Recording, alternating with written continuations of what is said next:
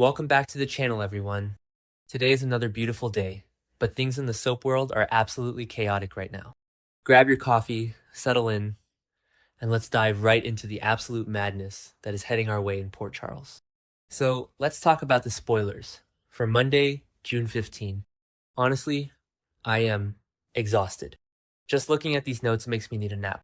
I have been staring at the screen for hours, trying to piece together what the writers are doing, and my brain is just spinning. But we have to talk about it because things are escalating so fast. And I mean, really, really fast. The drama is spilling over in every single corner of the canvas, and it feels like we are gearing up for a massive summer explosion. You guys know I have been covering this show for a long time, and sometimes you can just feel when a storyline is about to hit the fan. This is one of those times. Let's start with Christina. She is actually leaving. She is making the rounds and continuing her goodbyes to friends and family in Port Charles. It is honestly surreal that this is actually happening. After everything this character has been through, she is packing up and leaving for California to attend medical school at UCLA. And yes, I am still trying to wrap my head around the sudden med school plot, but here we are. The writers spun a wheel, and it landed on UCLA. So, we are going with it. She has made it back around to the first person she mentioned her plans to, her sister, Molly Lansing Davis. And we all know Christina and Molly have not exactly been the poster children for sisterly harmony lately. They have fought bitterly. They have screamed at each other. They have blamed each other for the most horrific things. But they have also survived so much trauma together. The loss of the surrogate baby last year nearly destroyed them both. And then losing their sister Sam McCall back in October just shattered the entire Davis family. Alexis and Sunny are already grieving, and now Christina is moving across the country. It is a lot. But it seems like Molly and Christina have really turned a corner as of late. Perhaps that is what Molly is talking about when they are reflecting on their past. They haven't always gotten along, and Christina tells her, I know. And that changes right now. That line just got me. That changes right now. It is such a final, definitive statement. Christina is leaving town single, leaving behind her cooled spark with Ethan and her one-sided crush on Jacinda. She is just hitting the reset button on her entire life. And maybe I'm being too harsh on the writers for the abrupt med school acceptance, because honestly, Christina needs a fresh start. She needs to get out of Port Charles and heal. But I am going to miss her. I really am. But while Christina is having a heartfelt moment, Ethan Lovett is playing hardball. I mean, he is not messing around at all. He is sitting there with Christina and Molly's mother, Alexis Davis, and he is laying down the law about the adoption of baby Phoebe Wilson. Ethan tells Alexis, who is sitting there making a bit of a face, probably wondering how her life became a constant series of negotiating with stubborn men, that it is a closed adoption or he does not cooperate. He is drawing a massive line in the sand. Ethan does not want anyone to know he is Phoebe's father, especially not the prospective adoptive parents, Brooklyn Quartermain and Harrison Chase. That is Ethan's deal, and he is sticking to it. He will not sign away his parental rights any other way. And you have to understand where he is coming from. He was tied up with Delilah Wilson. Ava Jerome and Alexis have been digging around in Manhattan at that art gallery, featuring Kyoko's work, asking questions about Delilah's strange tattoo. Ethan is absolutely terrified that Ava's snooping is going to bring dangerous enemies to Port Charles. He wants to protect Phoebe from his chaotic past. But let's be real here. When has a secret ever stayed buried in Port Charles? Never. Literally never. Judges unseal records all the time. Alexis even warned him about this last week. You can seal a file, but you cannot seal the truth forever. Eventually, Chase and Brooklyn are going to find out. And if Phoebe starts looking like Ethan as she gets older, come on, it is a ticking time bomb. But for now, Ethan is playing hardball, and Alexis is just going to have to figure out how to make this legal nightmare work. Speaking of legal nightmares, let's zoom out and talk about the PCPD. Chase is getting absolutely chastised by acting district attorney Justine Turner. She is up in his face telling him, "You put one toe out of line and you're gone? What is going on here? Since when does the ADA have the power to hire and fire police detectives? Where is Dante Falconeri? Why is Justine acting like she is the police commissioner? It makes no sense." But I guess we just have to roll with the jurisdictional weirdness, because the drama is too good. Justine appears to be dispatching Chase to make a high-profile arrest, and she does not want any mistakes. Chase has a history of going rogue. We all know this. He bends the rules when he thinks he is right, and it has cost him demotions in the past. But this feels different. The stakes are so much higher. And the big question is, who is it that she is telling him to arrest? Is it Curtis Ashford?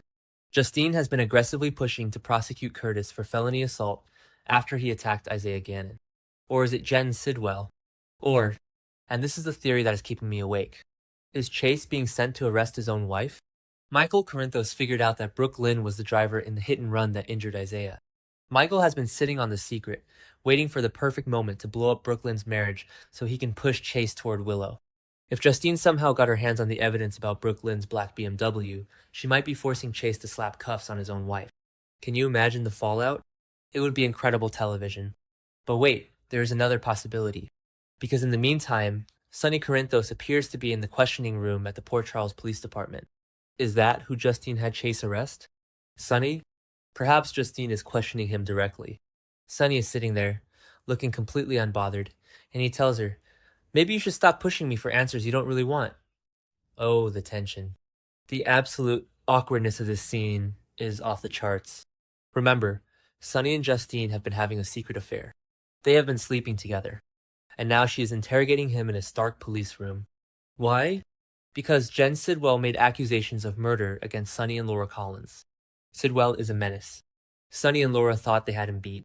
They cornered Pascal in the coffee warehouse. They got Lucas Jones to break Pascal using his grief over Marco Rios. They forced Pascal to give up the safe combination at Windermere. They thought they neutralized the blackmail threat. But did Sidwell have copies of those photos and negatives somewhere else?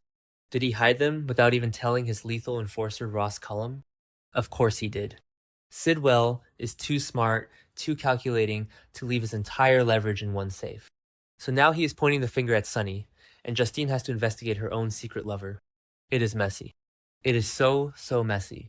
And Sonny's warning to her, answers you don't really want, is basically him saying, if you dig into this, you are going to expose our affair and ruin your own career. He is playing chess while she is playing checkers. And finally, we have to talk about the Quartermain property, because Tracy is on the attack. And I mean a full-blown physical attack. She is at the pool, it looks like the Quartermain boathouse, judging by all the green trees in the background, and she spots Willow Kane. Willow is standing there in a bikini and a short cover-up, probably looking for Chase. And Tracy just loses it. She goes full angry mama bear. She shouts, "You'll stay away from my family," and she actually grabs Willow. Honestly, I am kinda here for it. I know I shouldn't be, but I am. Tracy has been watching Willow make moves on Chase for weeks. Michael's cheating trap is working perfectly. He arranged for Willow and Chase to run into each other at the boathouse in their bathing suits. He wanted Tracy to see them. He wanted Tracy to assume they were having an emotional or physical affair. And Tracy took the bait, hook, line, and sinker. She already told Chase to pack his little bags and threatened him with lawyers. Now she's going after Willow directly. But Tracy needs to be careful. You can ask someone to leave your property. If they are on Quartermain land, Tracy has every right to kick her out. But to attack her? To physically grab her and try to remove her? No, not so much. That is still assault.